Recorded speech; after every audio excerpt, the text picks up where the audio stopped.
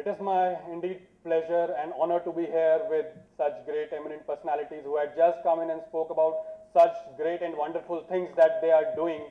And I would request my audience to have a loud applause for them. Thank you.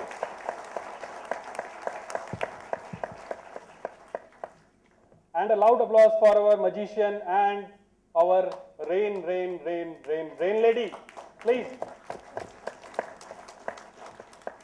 So you have to respond, right? I'm feeling now vibrant, and I'm feeling that you all are there. So that's what I wanted to make all of you feel. And Nivedita is telling me that slide is moving on. So don't look at those slides. This is just time, and time will always go on and on. It will not stop for anyone. The title is Catch Me If You Can. That is what time is.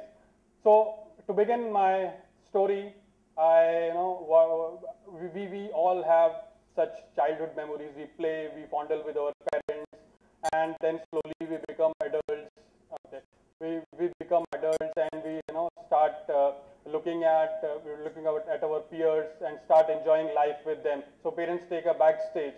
So there are certain things in life for which you make choices, and there are certain things which are destined. So what I am going to tell you about me is that there are certain things which happened with me. I lost my eyesight, and then gradually I started losing my eyesight, and then I had to face a lot of challenges. So I had to adapt to quite a few things. Number one being Braille. So Braille is a technology wherein you can take a paper and you have to put in those 6 dots right there, and you can flip that page. Then you can there are raised embossed dots. You roll your finger over that, and then you can read it. That sounds interesting. So I learned that Braille in record 26 days. And you know why? How could I? Just hold on. You know how could I learn that in record 26 days? Not because I am intelligent, not because I am gifted, it's because I had that beautiful teacher who would gently hold my finger with her soft hands and roll my finger all over the place. So it's the paper, yeah. So don't worry. So that's how I learned Braille, and and then I have to again change from an avid player, avid sports lover. I became a reader because I have to change my lifestyle, and from seeing things to I have to start listening to things. So that's how things change, and this change is not very easy to organize. There's a lot of resistance.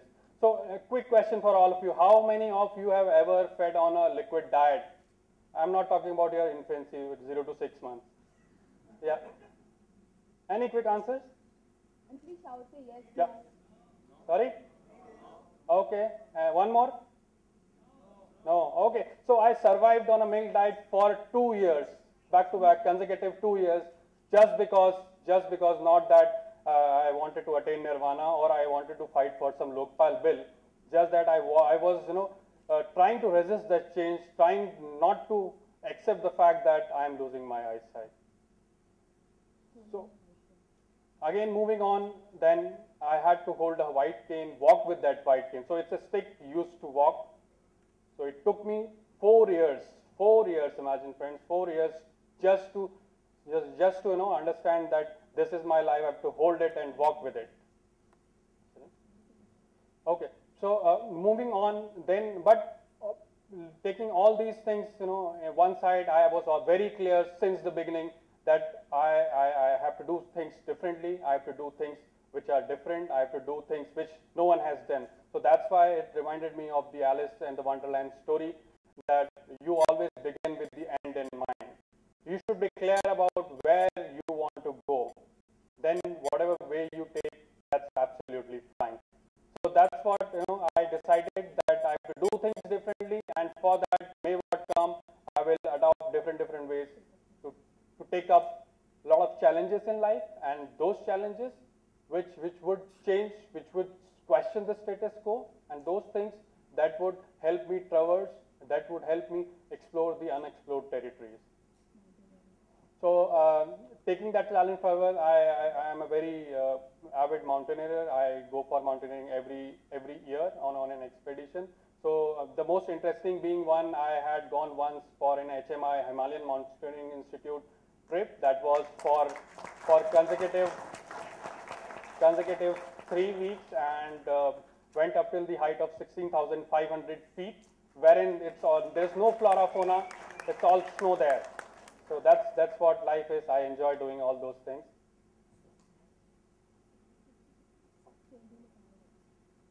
So then this is all about what is, what I could do to pep myself, to make myself feel good about it. Then I thought, let me change the paradigm. Let me do something different in academics, wherein people would people would, the acceptance for people like me would increase in the society. So then I decided to opt for a course that is MBA, and again there are a lot of challenges when you opt for such courses. There are no questions like why, but a lot of questions like how will you do it. Usually in Okay. So usually in, when you go for any interview, people ask you, so do you know this? Do you know that? What is that? And for me, the questions are, how will you do it? So there was an interesting interview. I had gone for, again, an interview for my MBA, and the professor asked, so how will you do finance? You cannot see, how will you play with those numbers? So I responded to him saying, sir, finance, what I understand is just addition and subtraction, and the only sanity that it has is your cash flow, and the rest of your P&L and your balance sheet can always be tweaked and fudged. So what's the big deal about it? So, so I know when I came out, people told me the professor was furious. Results are out. I did not get through, but that's all right. I never wanted to get in that kind of an institute where they don't respect individuals. So yeah, thank you. So another similar instance which I would share is when I wanted to opt actually for a subject, for psychology as a subject in my +2. And again, a lot of questions, how will you do it, experiments, and you have to go to labs and play around with those things, how you will not be able to do it. So I told them it's my mark sheet, it's my board, it's my +2, please give me the subject, I will deal with it, whatever I wanted to do. So I not only took up the subject, scored, I would say highest 92% in that year in the college, in the school. So, yeah.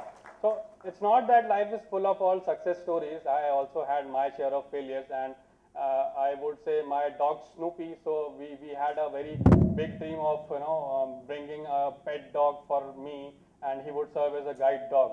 But with a lot of training and everything, it did not work out. Now whenever whenever I take him out, he will pull me all over the place, and the interesting fact is that whenever he sees a female dog, he will leave me and run away.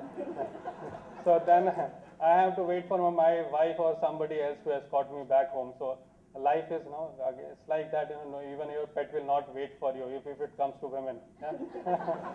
Okay. Okay. So when all this happened, initially I'm coming back. It's a what you call in English a favorite thing called stream of consciousness. So I'm coming back and forth, whatever I could remind of. So during again my childhood, so I had good time. I was sitting at home, not going for school for close to 2 years because I'm losing my eyesight. I was watching those Saas Bahu serials, thinking that life is all about this, sitting at home, sipping coffees and no work. And then you don't have to bother for anything in life. Then suddenly my father worked out something and sent me back to some schools again. So there was no there was no rest, and then I have to come back to education, and that's why I'm here with you in front of you today. So yes. So the sum and substance of life is that whatever may it be, you should live your life and live it like a king size. And some or other Murphy will always strike. You have to be prepared in life. Take on the challenge and move on with your life. Thank you. Thank you. Thank you. That was brilliant, isn't it?